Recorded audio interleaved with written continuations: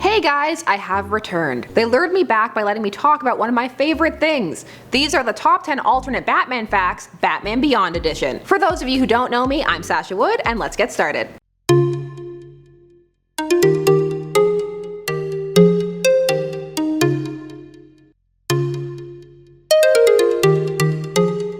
Number 10. Batman Beyond is titled Batman of the Future in a number of countries and continents outside of North America. In fact, pretty much the entire rest of the world, including Europe, Latin America, Australia, and Asia. So pretty much everywhere else prefers the clunkier yet arguably more accurate title, Batman of the Future indeed. This wasn't the only change in the show's title as seen by our number 9. The show's working title for quite a while was Batman Tomorrow, to the point where the developmental art had the title on it. However, it was nixed as it would be too hard to do promotional work for a show called Batman Tomorrow. Think about it, it'd be pretty confusing. Number 8. Batman Beyond is yet another creation of the DC animated universe that has made the jump into the realm of comics. Batman Beyond has even survived the latest DC reboot, Rebirth, though in these series Batman Beyond is not always Terry McGinnis, though he usually is. Speaking of Terry brings us to number 7. Batman Beyond's Terry McGinnis is the first time that a Batman series portrayed the titular hero as a teenager. So Terry took a page out of Peter Parker's book and still refers to himself as Batman. You're the Spiderling,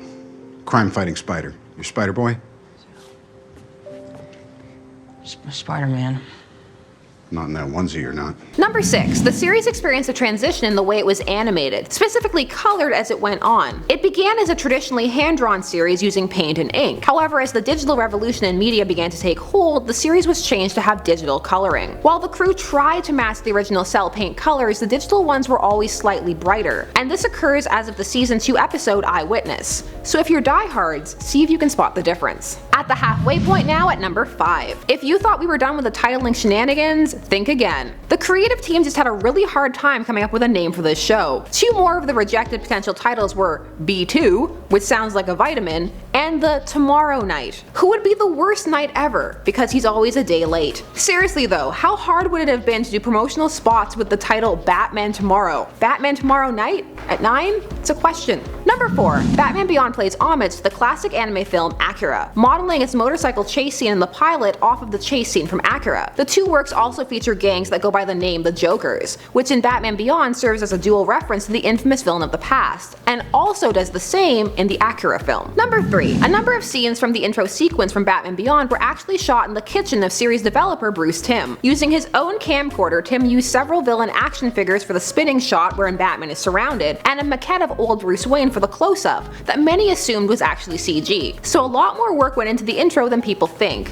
and all for a few frames of film each. Now that's dedication. More about the series development at number 2. Batman Beyond came into being because the then president of the WB, Jamie Kellner, wanted to freshen up Batman the Animated Series by having it feature a younger hero. He wanted to do this because he was impressed after watching Buffy the Vampire Slayer. Bruce Timm was able to convince him to let the teen Batman show be set in the future, rather than changing the concept of the already successful series. And our number 1 Batman Beyond fact, Batman Beyond nearly made it to the big screen with a live action film, as the studios were looking for something different to follow up the flop of the Batman and Robin film. The plans were announced in 2000 with Boaz Yakin set to direct and Paul Dini and Alan Burnett set to write the screenplay. A first draft was actually submitted in 2001 in anticipation of rewrites. However, it sat there forever, as Warner Brothers decided to go in a different direction, that of a gritty reboot instead. This decision ultimately led to Christopher Nolan's Batman Begins. I'd still watch a Batman Beyond movie though. What about you guys? So those were 10 facts about Batman Beyond. Thanks so much for watching Top 10 Nerd. Like, share, comment, and subscribe. I'm Sasha Wood, and I'll see you next time. Bye bye.